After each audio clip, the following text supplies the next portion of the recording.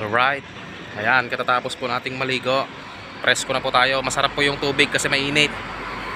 Grabe, hindi na kailangan magpainit ng tubig. Kasi yung faucet nila dito, siguro nabibilad ng araw ng ilang oras. Umaabot ng hanggang gabi, talaga napakainit ng tubig. Hindi naman sa mainit na talagang mainit, kundi maligamgam, ayos na ayos. Para sa pagod na katawan okay yung tubig na panligo. Alright, so ihatid na po natin yung 3 sako ng suman. Alright, samahan nyo ako. At dito nga ay lalakbayin na natin ang papuntang bayan ng Apalit. So dito ay marami tayong mga kasabay na tropang truck drivers.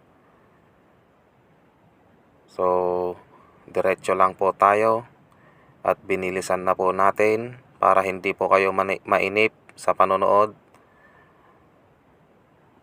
So dito po sa bandang daanan na ito ay maraming mga truck na dumadaan, lalo na po sa mga ganitong oras, sa mga alanganin na oras na po yan.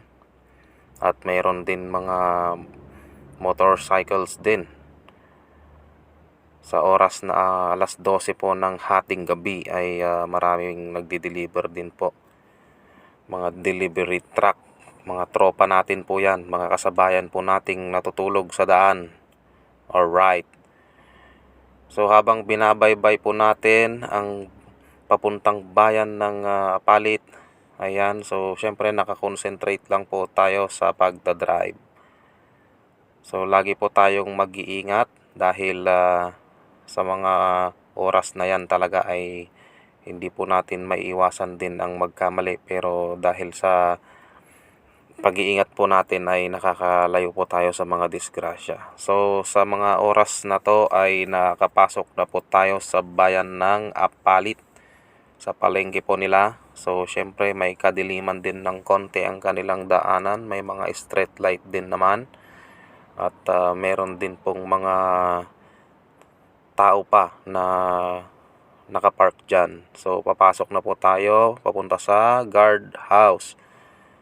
Ayan, so may mga asong nasa daan, kaharang pa. So dito na po tayo sa ating drop off. So 3 sako po ng suman ng ating ibababa. So katabi lang po yan ng guard house. So hanggang umaga na po yan na ibebenta po ng nag-order. Ayan. So pagkatapos ko pong maibaba yung 3 sako na yan, syempre aatras po tayo at mag-i-exit na papunta sa labasan. Alright. So habang umaatras po tayo ay dahan-dahan lang. Ayan, so andyan na naman yung mga tropa nating aso. So kakanan na po tayo. Talagang may kadiliman po talaga yung daan. Buti na lang malakas yung ilaw natin. Alright. So kakanan na naman tayo. At dito muna tayo sa ating tambayan. Ayan. Dito muna tayo mag-i-edit ng video. Alright. So may CCTV naman po dyan na nakaharap sa akin, guys. Ayan. So okay lang din naman dyan kasi wala namang nagagalit dyan pag nagpa-park ako. So mamaya punta po tayo sa ating safety na lugar, kung saan mayroon tayong mga kasabang tropa. Doon tayo sa gasolinahan para mas safety po.